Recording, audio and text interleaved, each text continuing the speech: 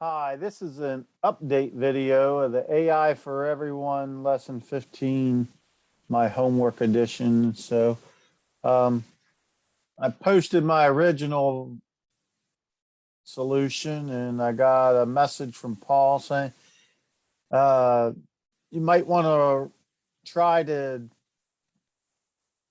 look for the eyes in a smaller portion of the screen. So my mind, I did thought about it. My mind went to well, we can just do a ROI of the face, and because the eyes are always going to be on the face. So we'll get to the code on that and what I came up with for that. So first of all, on my first set of my first video, I forgot to add the weighted average thing there, get a better view of our average FPS. I forgot about that. I looked at my wrong code. I looked at a code before the weighted average. I had to go back and find that. So anyhow, so now I got weighted averages in both of them. This is the original one that I posted. And like I said, I just did a detect on the whole gray frame for the face and detect on the whole gray frame for the eyes as well. And that's where Paul was saying, well, you don't have to detect on the whole frame. So I said, okay, so let's see what we can do about that.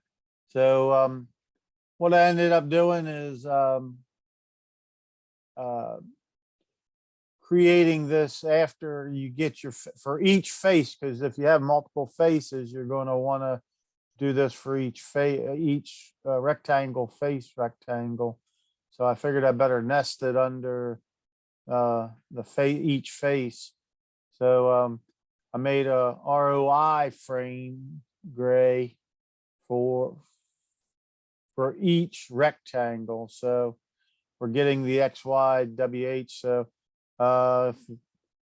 if we remember, we have to use rows and columns for the frame, defining the frame. So it's the X and the Y go different than they do in the rectangle, but got that straightened out. And then, like I said, and then in each of the ROI gray frames, we look for eyes. And of course, when we do that, we're getting the coordinates from the ROI frame. So that's a smaller frame, so we can't go back to just using those numbers in our big frame again. So we have to take our X and Y that we found up here for the face, and then add the X1 and I1 positions from the eye to it. So our rectangle gets a little bit more complicated math down there, but yeah, it worked out and everything. I just got that, and I was thinking, that's the way Paul was talking about. But then when you actually go to do it, so we'll do the original one first with the show the frames per second on it. This is the original where it's checking all the gray, both are checking the full frame.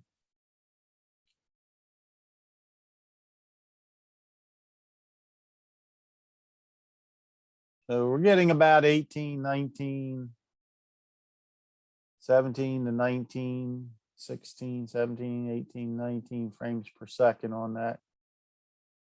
So that's checking everything on both of them. Break out of that.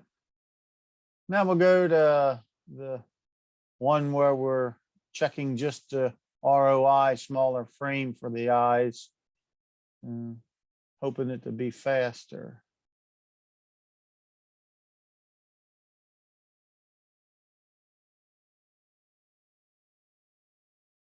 But you can see that didn't make a whole lot of difference. If you ask me, it actually slowed it down maybe a frame per second. So I don't understand it. I've checked my code. I think I'm doing everything right. That should uh, speed up the process of checking for the eyes, but maybe I got something wrong, or maybe Paul had some other idea in mind. So anyhow, I gave it the good try, but I didn't get any savings on the frames.